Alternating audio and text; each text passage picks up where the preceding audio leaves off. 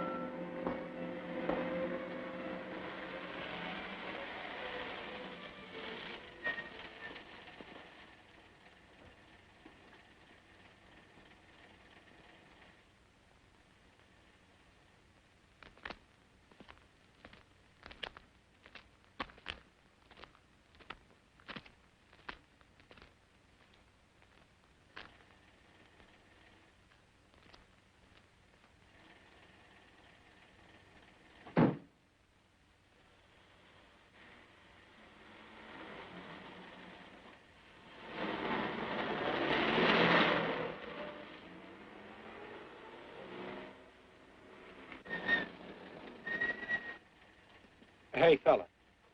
Come here. What were you doing back at that radio shop? Just looking. I was on my way home. Live around here? Yeah, a couple blocks down. Let me see some identification. Sure. Yeah, I guess I forgot my wallet. Look, lad, I've got to see some identification. How about my Army discharge? I got it right here.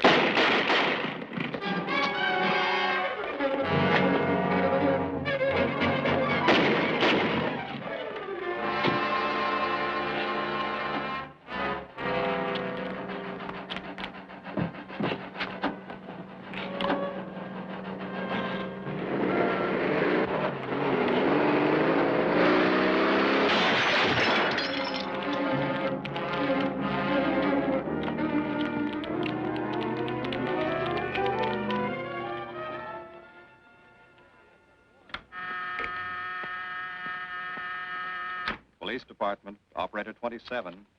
I want to report the shooting of a policeman. Hold on, please. Give me that again, please. I'm calling to report the shooting of a policeman. What's the address? 5057 State Street, just west of Santa Monica. Just a minute. Receiving hospital. Operator 2. Operator 27, 5057 State Street, 5057 State Street. An officer has been shot. Send an ambulance. All units in the vicinity of State Street and Santa Monica Boulevard. Proceed at once to 5057 State Street, 5057 State Street. An officer shot. Code 3.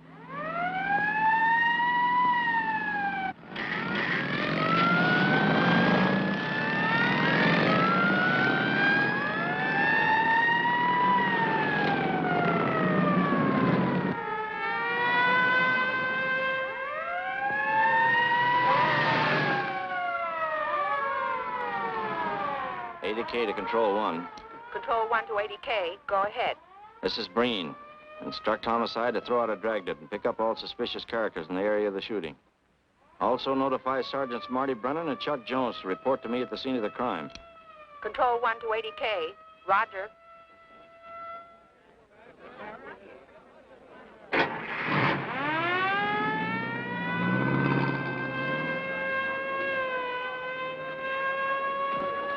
I see. Well, what have you got so far? Well, not much, Captain Breen. A couple of cartridge casings. Oh, Marty, Chuck. Hi, Cap. Eyewitnesses? Who was first on the scene, reported it? I was. I live here. I'm a light sleeper, but my hearing is good. And my cat... Did the officer say anything before he collapsed? Yeah, he gave All a description of the fella. On the shooting of the officer. Suspect is a white male American. Age 26 or 7. 5 feet 10 or 11. 155 to 165 pounds. Brown hair. Regular features. Pencil mustache. Repeat broadcast. All units. Is that about it? Yes, sir, exactly. And the officer kept saying, he looked like such a nice kid. He looked like such a nice kid. As if he couldn't believe what had happened to him. I see. Is that all? Yeah. Thank you very much. Yeah, well, anything else I can do, I'd be glad to help you. We may call you. Right. Get his name and address, will you, Bob? This door been checked, Lee? Yeah, it's okay, Captain. Find anything? Nothing but some smudges so far.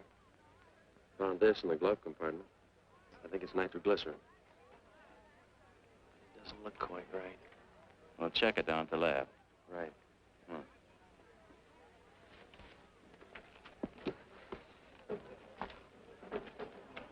Open this up, Joe. No key, Captain. I'll try it open. Give me that bar, Frank.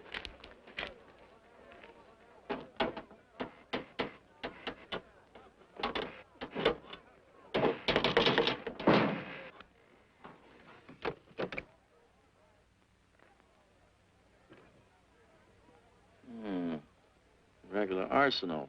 Yeah, get a load of that. What is it? I don't know. It looks like some kind of an electrical device. United States Navy. It's either stolen or war surplus. Send all this stuff down to the lab and check the serial number on that Navy equipment. Yes, sir. Captain Breen. We found these in the weeds over by the radio store. What do you got? A pair of cloth gloves, Captain. Well, he thought of everything, didn't he? All right, give them to one of the technicians. Yes, sir. Marty, you and Chuck come along with me. Let's go downtown and see what they picked up in the dragnet. Right.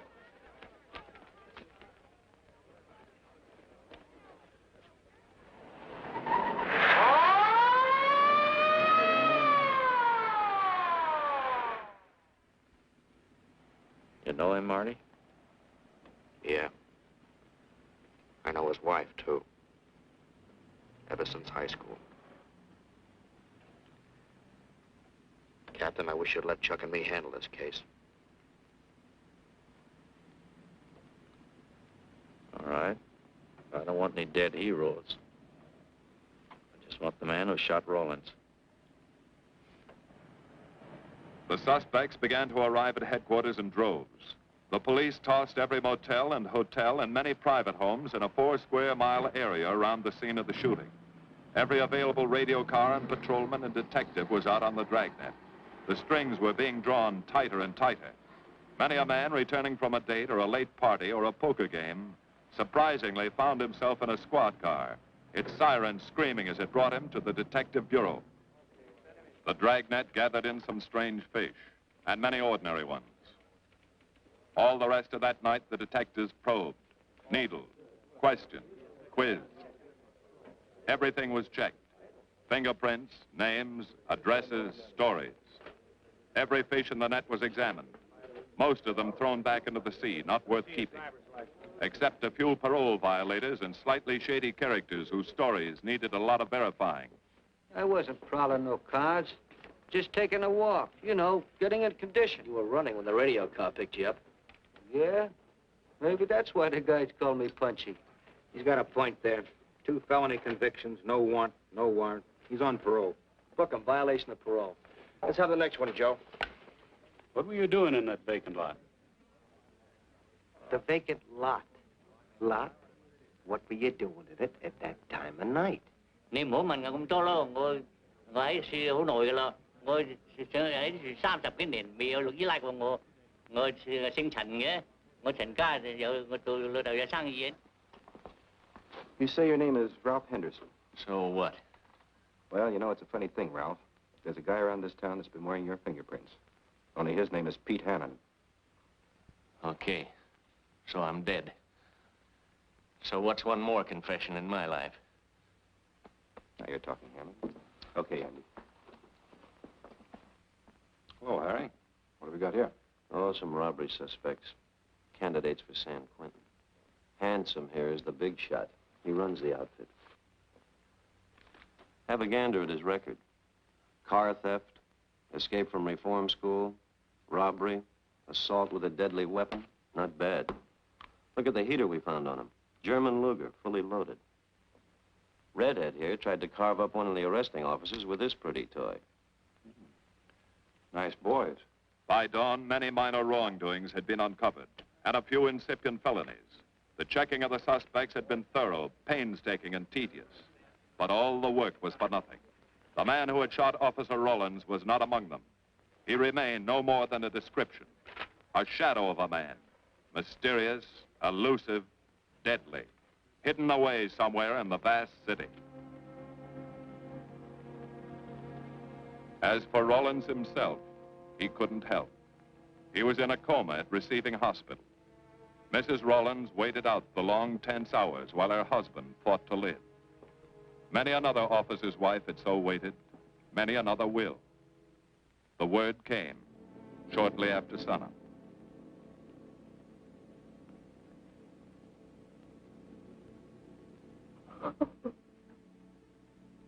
Oh.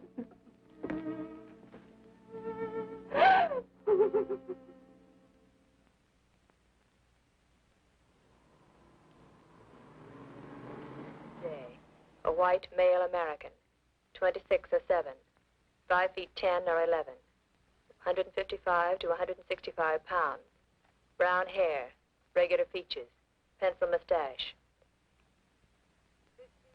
This was no frightened fugitive. What went on in his mind? Why had he set his hand against his fellow men, taken the life of another, of a stranger, of a man who was merely doing his duty? He must have some plan, some goal that called for sudden death to anyone who got in his way.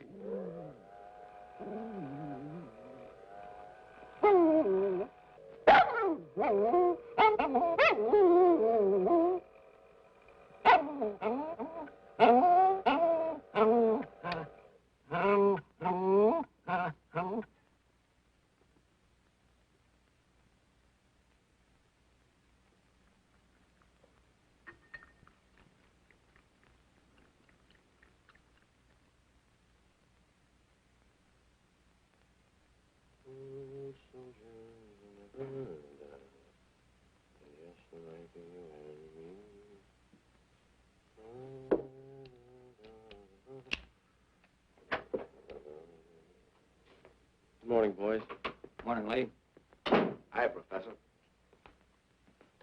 Well, I thought this was safe-cracker soup. You gonna drink it, I hope? I'm really a nice guy. Stick around. I'll prove it. Come over here.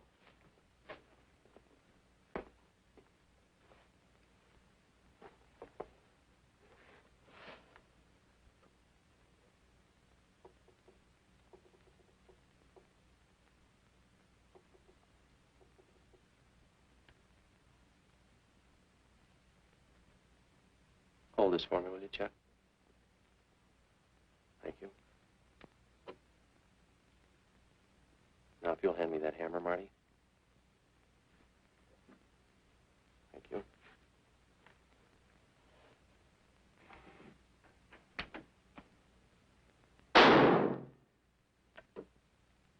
Yeah. Nitroglycerin. I didn't ask for a collection of fingers, just fingerprints. All those nice fingerprints on the car belong to the man it was stolen from, Cap. Nothing on the guns or picklocks? Not even an interesting smudge. The gloves? Common type, worn by undertakers. I'll check on them. They won't show anything. What did your scientific test show? A couple of little things. Tool identification on these picklocks. I got one under the scope. You want to take a look? Yeah.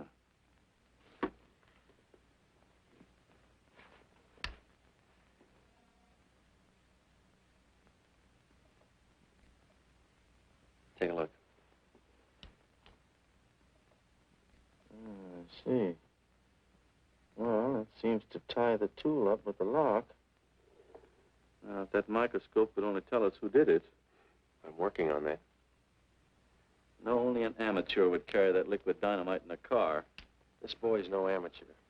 Took the precaution of desensitizing it so it'll take normal shock. Took a lot of other precautions, too. No fingerprints, no identification, nothing definite. Except he's scientific. Knows electricity. Is inventive. Yeah. I'm happy on the trigger. This is Captain Breen. Get me Captain Stevens a burglary, will you? I hate to disappoint you, Lee, but I think you've come up with something. Hello, Steve. How are you? Did your daughter's marriage come off all right? Good. Look, Steve, on those burglaries of electrical equipment lately, were there any where picklocks were used to gain entry? Good. Well, let me know if there's another report of one, will you? I've got an idea the Rawlins killer may be tied in with those. Fine. And give my regards to the newlyweds, too. So long, Steve. Well, what are you waiting for? You've got a job, haven't you? Get going. Yeah, let's go, Junior. Hold this for me, will you, Lee? Thanks. And so, with no fingerprints and only a vague description to go by, Sergeant Brennan turned to the modus operandi file. A criminal, like any human being, has his own habit patterns, unconscious traits that can lead to his downfall.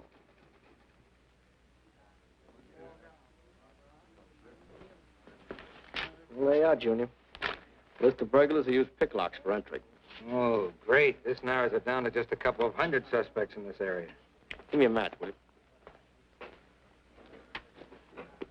That may not be so bad. This guy's improved on the system. Maybe he's left his trademark on some other job. Well, here we go, legging it all over town, asking a million questions. What you paid for, isn't it? Am I paid to associate with you, too, Junior? You could do worse. Not this year. Come on.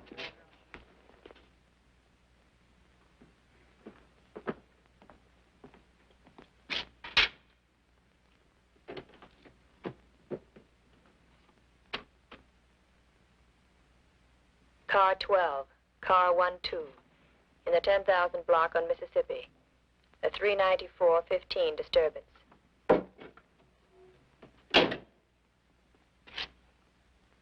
Car 80K, code 1.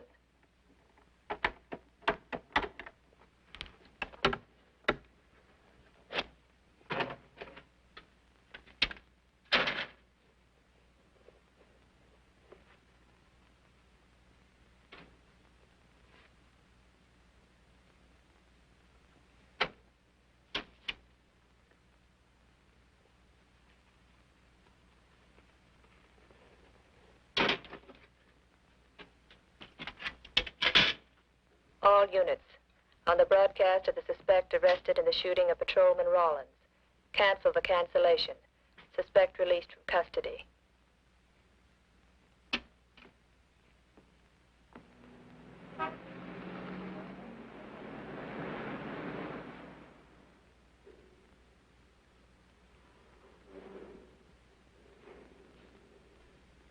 Oh, hello, Mr. Martin.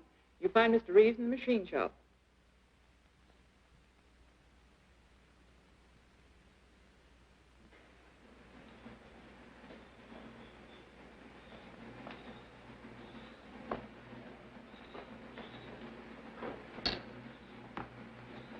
Hello, Roy. Glad to see you. How are you, Mr. Reeves? Hi. I was hoping you'd drop in. I wanted to thank you for showing us how to handle that repair job. Helped a lot.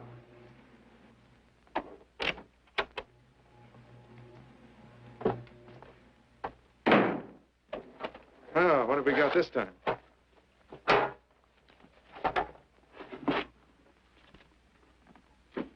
Silograph.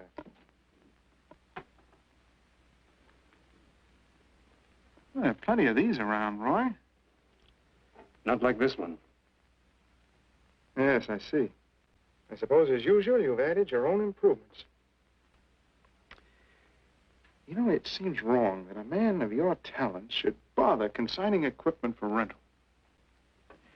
I'd like to see you devote yourself entirely to experimental electronics. It'll come one day. I'll have a place like this. Well, why wait? I've got a pretty good setup here. You'd have modern equipment to work with, a lab, and my confidence. Thanks, Mr. Reeves. I have other plans. But, Roy, you can't tell where it'll lead. Might even work your way around to a percentage of the business. I like it this way. You just rent out my equipment. All right, Roy. All right. But if you should change your mind... I'm not likely to change my mind. I suppose you want me to set this up for rental, too. Mr. Reeves, you've already got 5 pieces of my equipment. You'd like to know what results I've had from the rental so far, Well, I can't say as I blame you. I think you'll find this satisfactory. Satisfactory. Goodbye, Mr. Reeves. You'll come back again soon, won't you? Sure. Oh, incidentally, how's that television projector coming along? The one you said would reflect a 12-foot image. Still working on it. I just wanted you to know I've already set up a rental on it. In fact, I think they'd like to buy. It'll come pretty high. Oh, money's no consideration with this customer.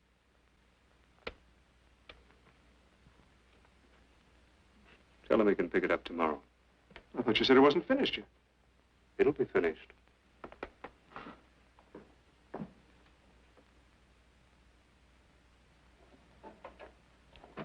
It uses an image fixer and then projects by ordinary incandescence. Roy, this is the best television projector I've ever seen. Let's hope that your customer thinks so. He will. Yes? Send him right in, Charlotte. There, you see, our customer is here, begging for the privilege of buying.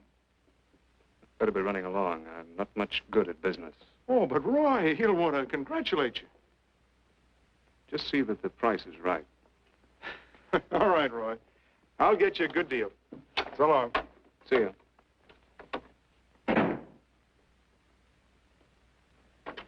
Well, Mr. Dunning, come in. Isn't it a beauty?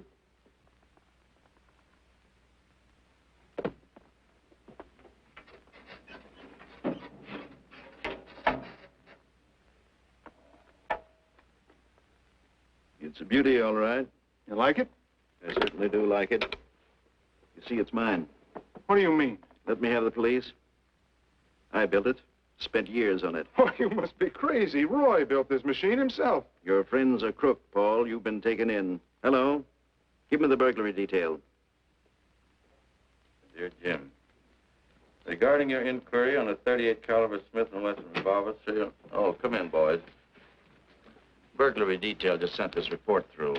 It's a man named Dunning reports tracing a stolen television projector to the Reeves Electronics Lab. Think it's a tie with the Rawlins case? Well, take a look at this fellow Reeves and see what gives. I'll notify burglary. We're following up on it. Right. Come on, Junior. What else did he place with you for rental? Oh, a number of things. All war surplus that he bought on his veterans rating. Oh, is this more of his equipment? Yes. Yes, he left it here on consignment. I'm sure that Roy can explain everything. Well, maybe he can, Mr. Reeves, if you'll tell us where he lives. But I don't know. Mr. Martin's on the phone, sir. I'd better talk to him. I think so, Mr. Reeves. I'll take it in the superintendent's office.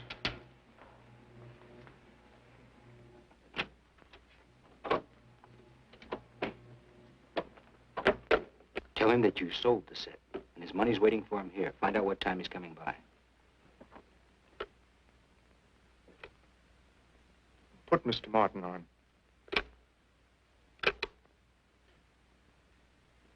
Hello, Roy? Yes, I've sold it. Your money is waiting here for you. Yes, I'll be working late tonight. What time will you be by? First thing in the morning. Well, maybe you better come in tonight, Roy. A couple of things I want cleared up. Like what? Oh, technical things. Besides, I don't like to leave the money in the plant overnight. How about 8:30? Fine. I'll see you then. I'll leave the front door unlocked.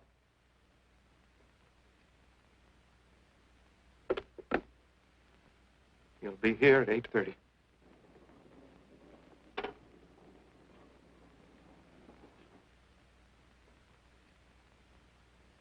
Well, I'll just run along home and get some dinner. We'd like you to stay too, Mr. Reeves. Why? For company. You want to cooperate, don't you, Mr. Reeves? Certainly. Good. Now, you just wait in your office. We'll be around. Very well. This way, gentlemen.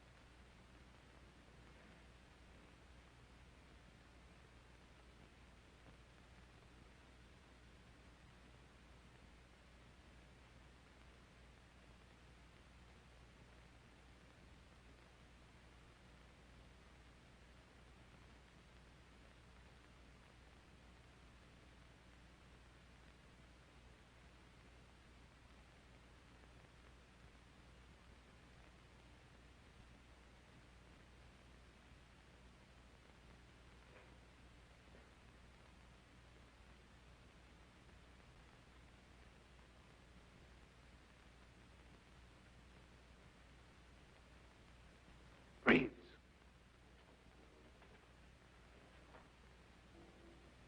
That you, Roy?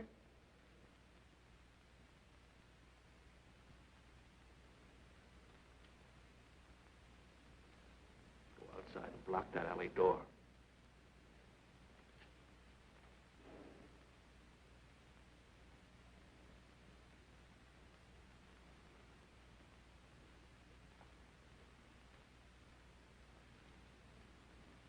Where are you, Roy?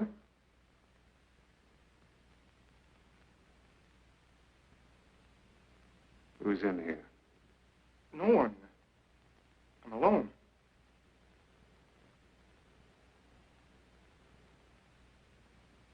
Come on in. I've got your money for you. Bring it out here. All right. Just a minute.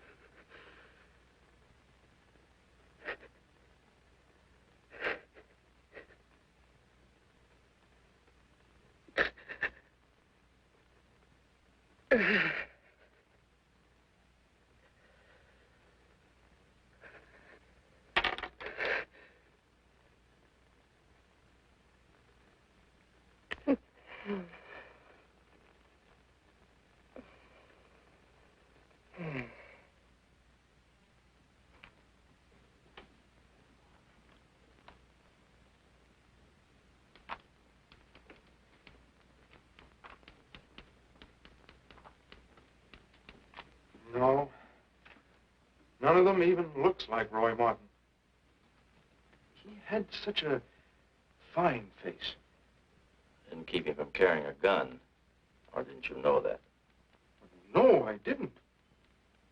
I've told you all I know, all he ever told me. What about his friends? Didn't he have a girl? No, I don't think so. He had no interest in anything but electronics. Where'd he pick up the subject? Books, magazines. Mostly from the Signal Corps. He was attached to a radar unit. Get a teletype off to the War Department. That might help. Yes? Ready on your call to receiving hospital, Captain Breen. Hello, this is Captain Breen. What is the latest report on Sergeant Jones?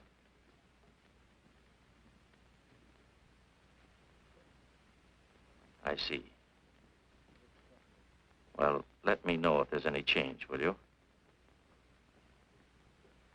Thanks. Chuck's in pretty bad shape, Marty. He's paralyzed. May never walk again.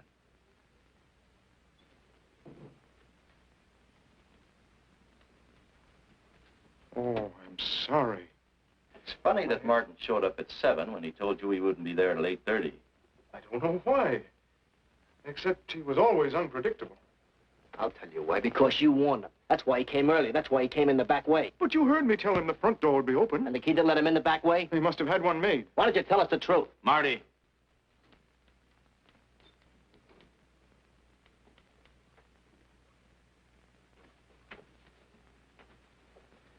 Now, look, Paul. You can make it a lot easier for us to believe your story if you'll just give us some facts. Something that might help us. I told you all I know. I've been gullible, all right, letting him make a fool of me. But I'd do anything to make up for what he did to Detective Jones. Sure you would. You can go now. Oh, thanks. Thanks. My friends, they can vouch for my character. That's good. We'll call you if we need you. Thank you very much. I think he's telling the truth, Marty. I think he's just gullible, like he said. What about the stolen stuff he was trying to peddle for Martin? We'll use it for bait. Maybe Martin will come back for it. Then we can ask him. Here. Nevertheless, I want a 24-hour tail put on Reeves, and I want a watch on his home and his factory. Right. You can keep those. Okay, Captain.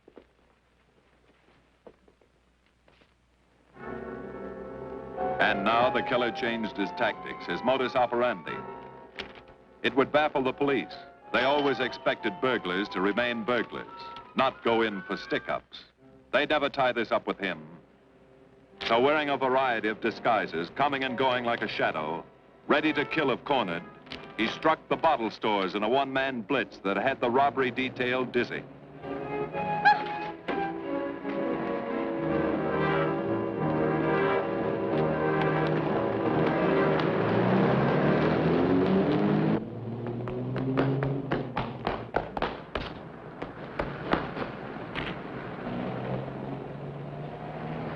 The killer, always resourceful, always thinking along lines that would baffle his hunters, had discovered an ideal avenue of escape.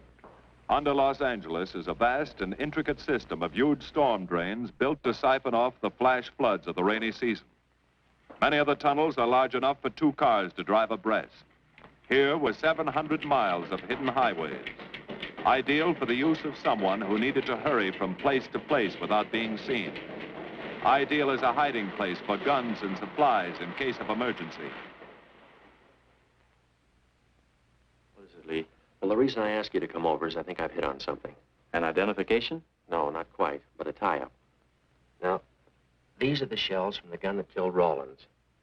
These were fired in the liquor store holdup in which the bandit got away. And these were fired at Chuck. Now, as you know, every ejector, even in guns of the same model and caliber, is different. Each one leaves its own markings on the cartridge casing. Now, look at these fine striations. This deep gouge. The same on all three. In other words, the man who killed Rawlins and the man who shot at Jones and Brennan, the stick-up who's blitzing the liquor stores are all the same man. Right. All we need to know is what that man looks like. Get me Chandler in robbery, will you? I've got an idea about that. Also, it'll give us a chance to see if Reeves is on the level with us. Steve, Breen, about those blitz holdups you're on. Round up all the victims and have them down here tonight, will you? Oh, it's just a little scheme.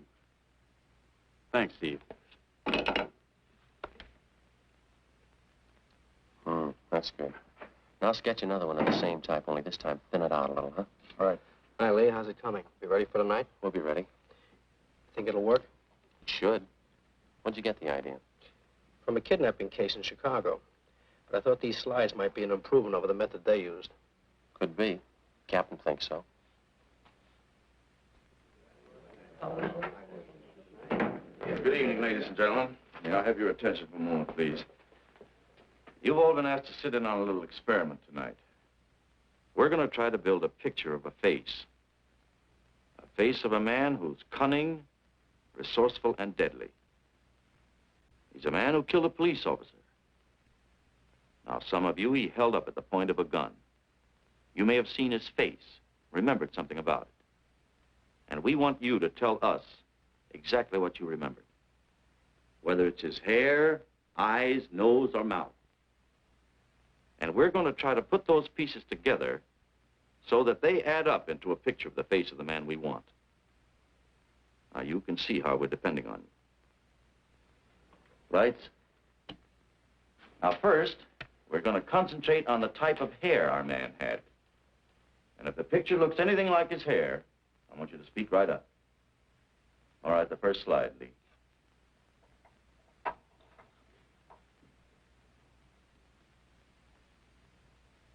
His hair had waves in it, well-groomed. That's the idea, Miss Smith.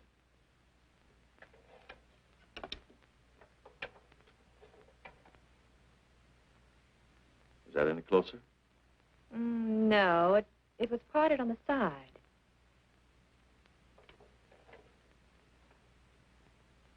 Oh, that's more like it, except it was thicker.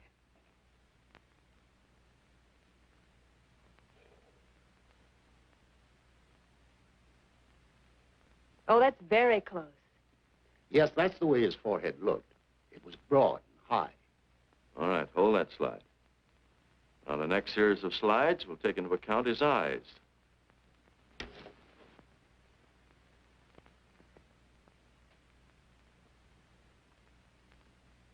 Oh, 1 minute, please. Wait, 1 minute. His eyes were a little like that. Maybe a little smaller, like beads. Go on, Lee.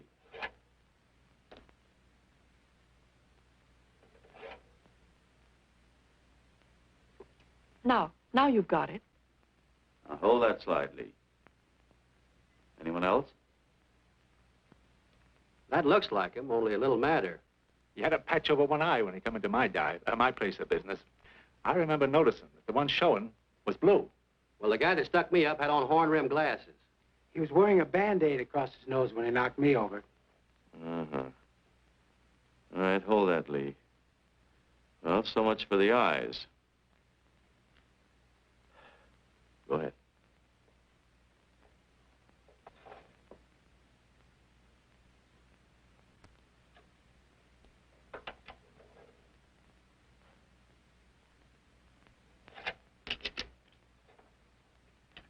Señor Capitán.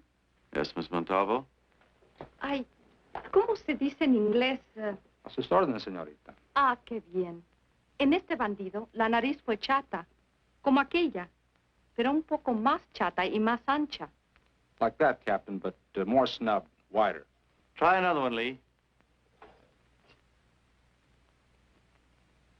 Como aquella. Casi la misma. She says that's about it. Thank you very much, Miss Montalvo. Get Reeves. Any more comments? That's pretty close, all right. Pretty close. Perfect. All right, now we'll start on the mouth and chin. The next series, Lee. I think his lower lip stuck out more. The mouth was thin and mean, like it never laughed. Go ahead. Something like that, but thicker lips. There. That's it. That's him. All right, now hold that right there, Lee. Oh, come in, Mr. Reeves.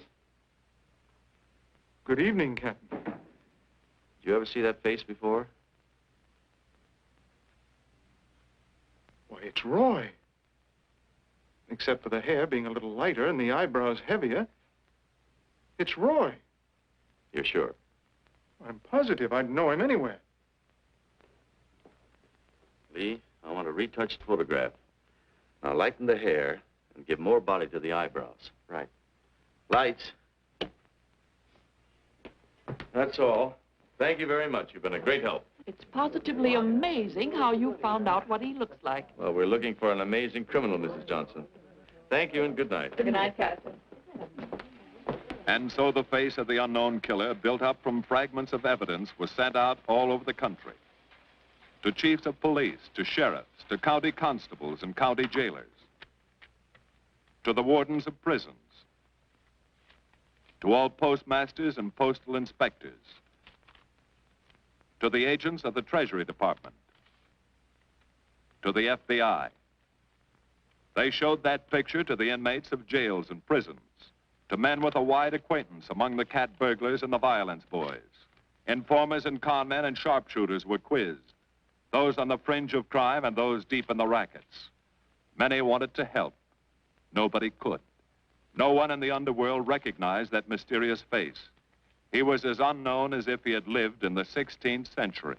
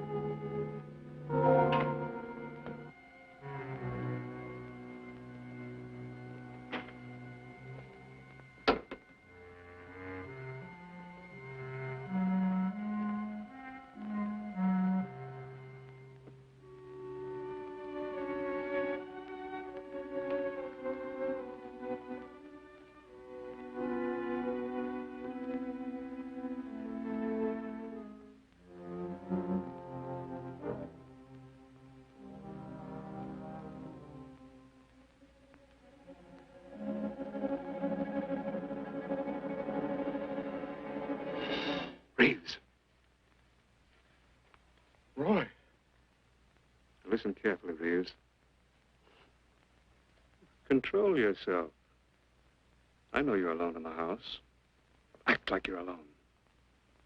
Cops are watching every move you make. The police here?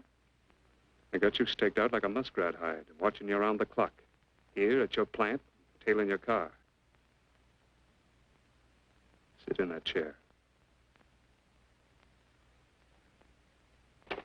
Pick up 3 books.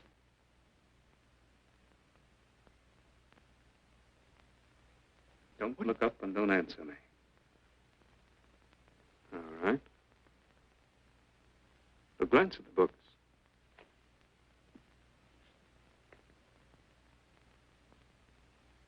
Pick one of them.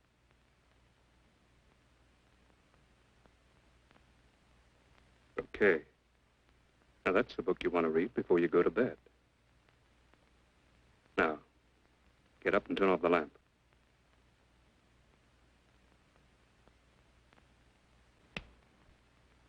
Come here. Come here.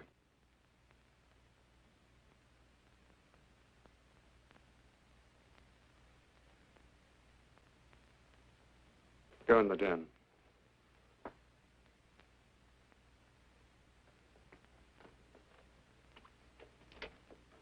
Pull those drapes tight.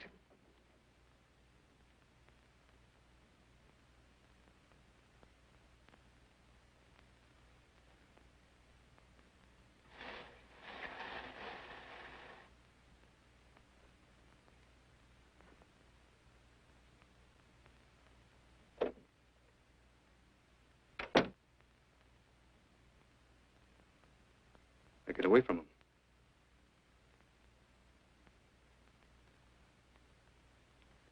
What do the cops know about me? Not very much, Roy. No fingerprints. They haven't even got a picture of you. They're trying to make one.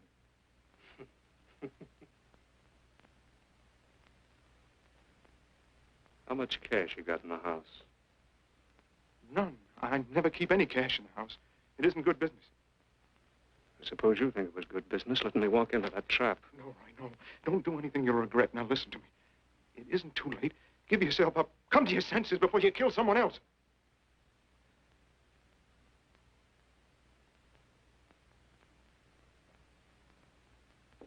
What do you mean, someone else? What do you mean? Nothing.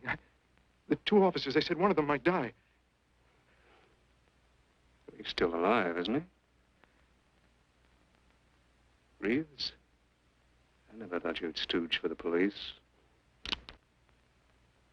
You almost got me killed. Roy, you know the police are right outside. You'd never get away with it.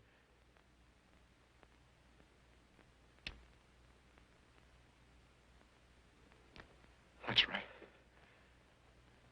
Now you're being sensible.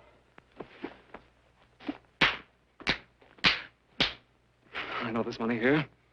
Where is it? Don't worry. I'll get it.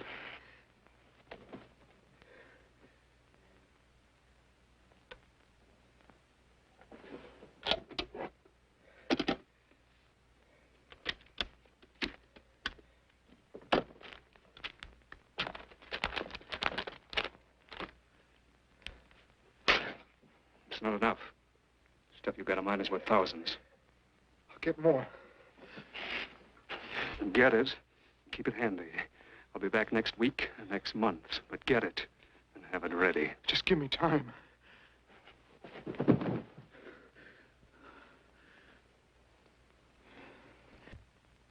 Oh!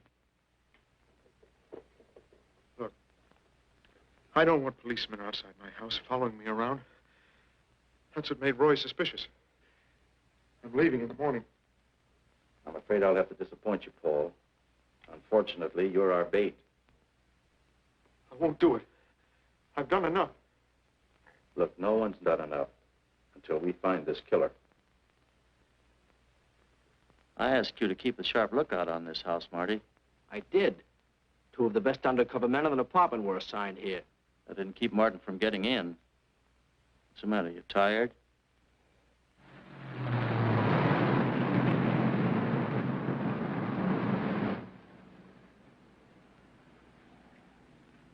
You got any idea how long you've been on this case, Marty? Months. Long enough to have come up with something by this time. You know any more about the Rawlins killer than you knew the first week? Yeah. He's about the toughest nut I've ever had to crack. That's what I told the chief when he called me in this afternoon, wanted to know why the case hadn't been broken. Look, Captain. Rawlins was a friend of mine. So's Chuck. I've got a bigger stake in this than the chief knows. I'm doing everything I can. Well, I'm afraid it's not enough, Marty. Maybe you're too close to it to see it clearly.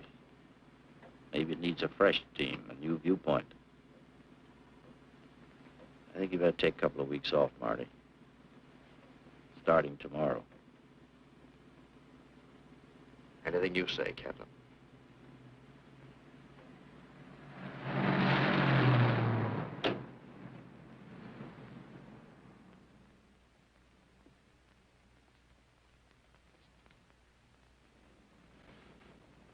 Hiya, Marty. Hi, Chuck. Meet Miss Scanlon, my new bodyguard. He's the one I've been telling you about. Oh, you mean the one with the steel trap brain? How do you do? Hello. Say, this guy been behaving? After a fashion. See, she takes me out in my go-kart, puts me to bed, wakes me up, dresses me. You're perfectly capable of dressing yourself now, Mr. Jones. I'll be back in a few minutes. Well, how's it been going, Junior? Oh, pretty good, Chuck, pretty good. Is that why you're off the case? How'd you know? Breen was in to see me this morning. Oh. Suppose he also told you they put a new team on the case. He told me everything. Yeah. Let's see what his new boys dig up. Well, maybe they'll examine the facts of the case a little more carefully. What facts? That our man's sharp, that he's intelligent and works alone, that he has no record, never leaves a fingerprint and knows every move we make? Sure, plenty of facts, only they add up to nothing. Sure, forget it. You got yourself a 10-day vacation. Go on down to the beach, get a suntan. By the time you get back, the case will be broken. Isn't that what you want? You know better than that. All I know is what I hear. You sit there batting your gums about how the old man let you down. Maybe he's trying to wake you up. He's got a funny way of showing it. There you go, flying off the handle. Always taking things for granted. I wish I could get up and boot some sense into you.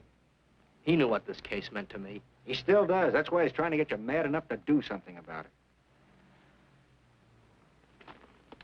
You don't really figure that's his idea, do you? I know it is. Ah, it's a tough case, Chuck. Not an angle, nothing to go on. You'd know what I meant if you were out working with me. I have been working with you. That's all I've had to do lately, just sit around studying what little facts we have, trying to figure out who he might be. You know the kind of a guy we're up against, then. I tell you, Chuck, this guy's a genius the way he operates. As if he were right there with us every time we go out after a lead. Oh, sure. Breen's been tipping him off just to make you look bad. Yeah, almost like that. Boy, he beats us to the punch every time. There's your angle. You just hit it on the head, but you don't see it. Look, start adding. 1, he's unknown to the underworld. 2, he beats you to the punch, right? And 3, it's almost as if he were with you. Isn't that what you said? Yeah? Well, tie that up with a lot of other little things, like the fact that he uses a police gun and the accuracy of his shooting. Anybody could buy a police gun, and the Army could have taught him how to shoot. Yeah, but who taught him how the police operate? Oh, I know what you're driving at, Chuck, but a cop. Those things happen. Yeah. Now, if I were still in the case, I'd start with our own department first, then Santa Monica, Culver City, Burbank, Pasadena. See you later, Junior. Hey! Don't let him out of your sight, beautiful. It's the first time in years he's used his head.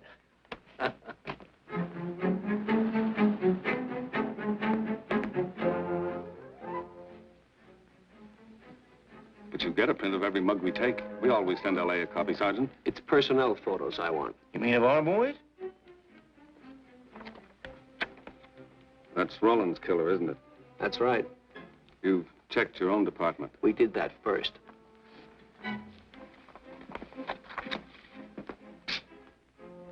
And so the tedious quest went on.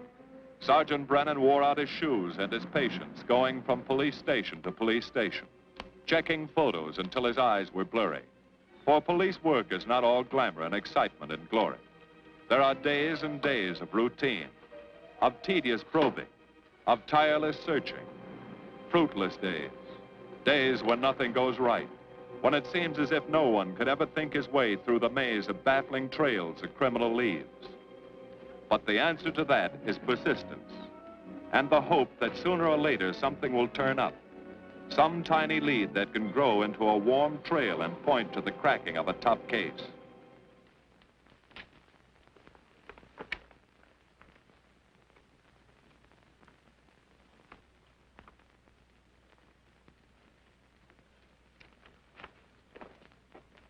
Well, that does it, boys.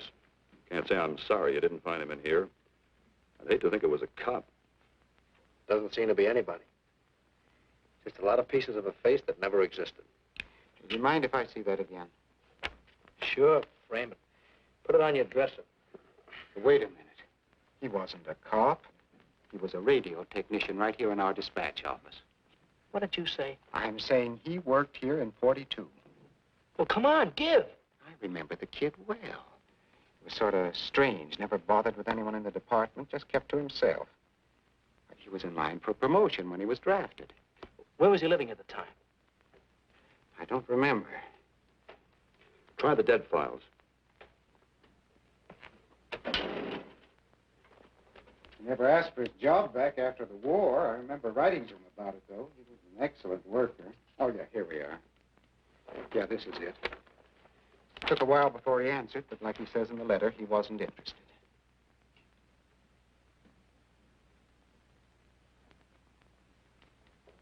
Hmm?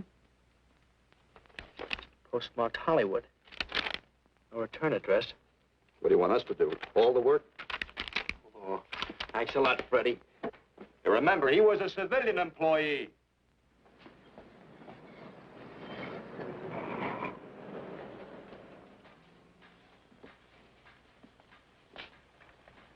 Well, how about it? Anybody recognize him?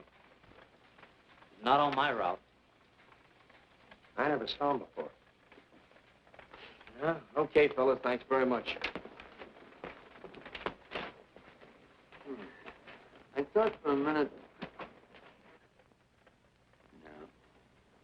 And yet that face. I wonder. Yeah?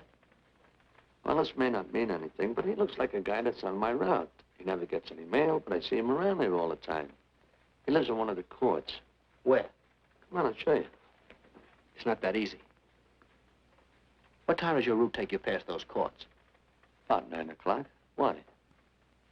Just thinking.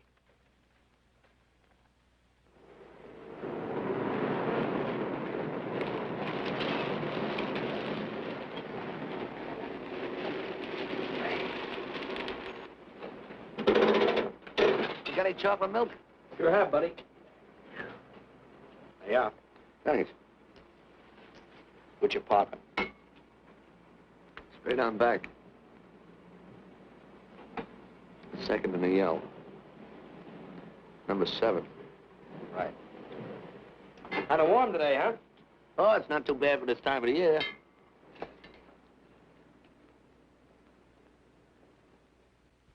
Good morning. Morning. You're new in the route, aren't you? We had a substitute. What happened to the other fellow? Sick. Oh, what's the matter with him? I don't know. I catch everything. Hear about it in the radio, and next morning I got it. Too bad. You aren't very social. The regular fellow always stops and talks to you. Sorry, Letty, I'm a little late this morning. I was hoping maybe you could help me. There's something very funny going on in this court. Yeah? I was scared to go to the police with it. I thought maybe I might be poisoned. What? Yeah. By the manager. She's a witch. She's a what? A witch. She puts poison in my milk. Oh, I see. Look, you switch the bottles when she isn't looking, see? Drink her milk. Then you'll be safe, right?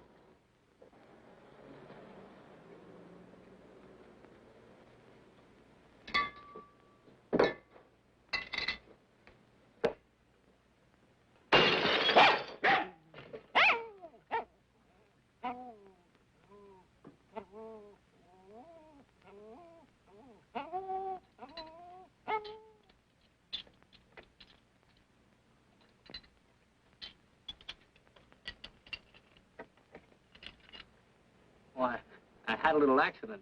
Got a mop, I'll clean it up. Leave it be. I'll clean it up myself. Okay, mister.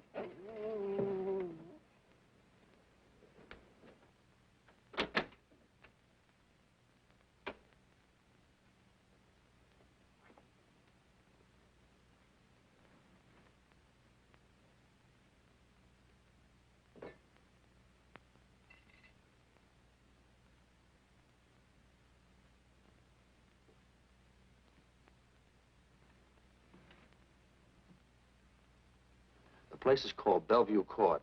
I drew this from memory, but it's pretty close. That's where he's hiding out, right there. You sure he's our man, Marty? Captain, I couldn't go wrong on that face. He's our man.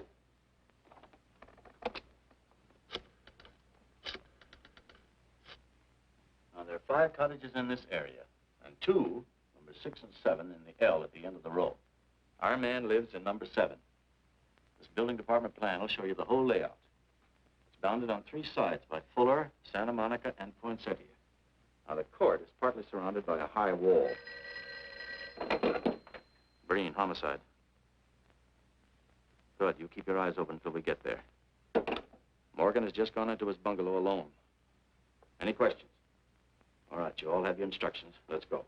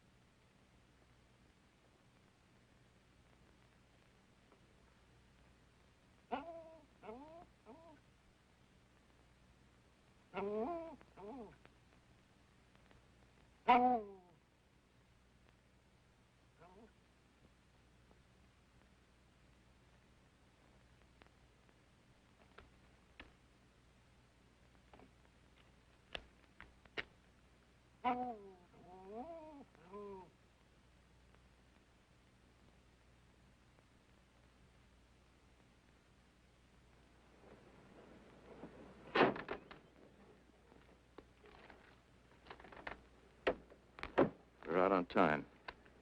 Wait 5 minutes. Go around and block the side entrance. Keep your lights off.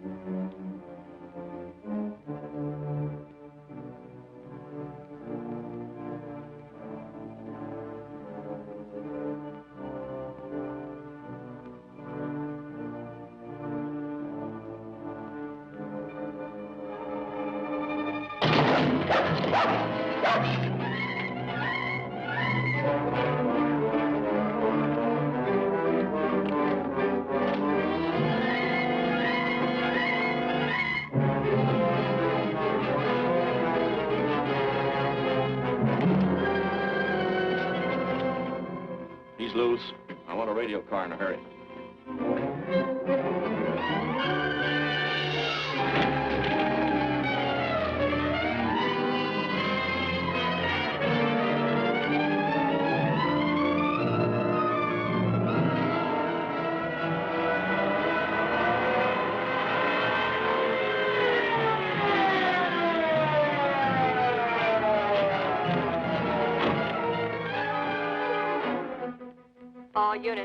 All units in the vicinity of Santa Monica and Fuller. The murder suspect in the Rollins killing is at large.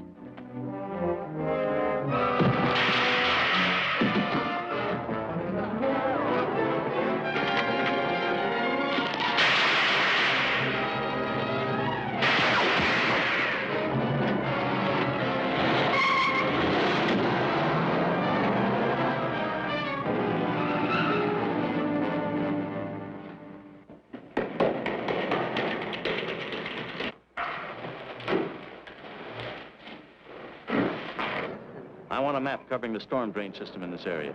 Get it and meet me at Venice and Garfield. Jones, Miller, you stay here in case he comes up for air. I want a man at every other drain entrance along this line. Got to come up somewhere. Come on, Marty. You're driving.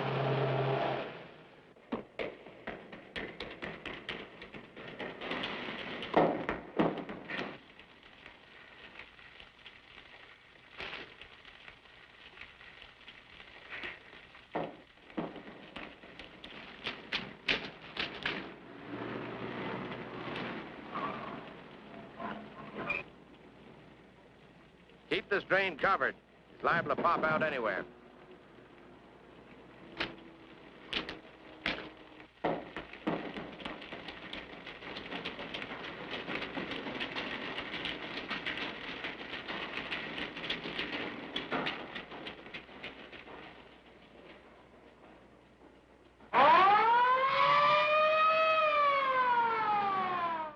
Why Venice and Garfield, Captain? It's the main intersection of the system. We can head him off that way.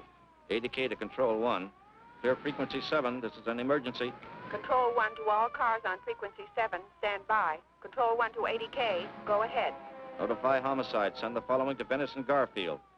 4 squads, battle lanterns, gas mask, tear gas. Urgent. This is a code 3. Control 1 to ADK. Roger.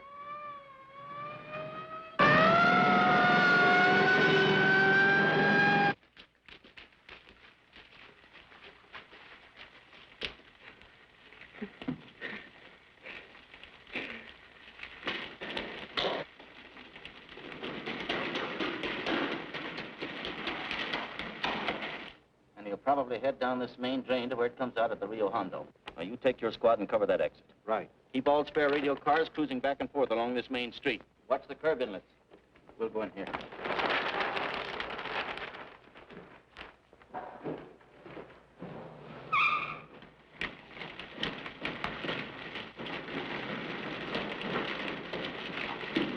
Any sign of him?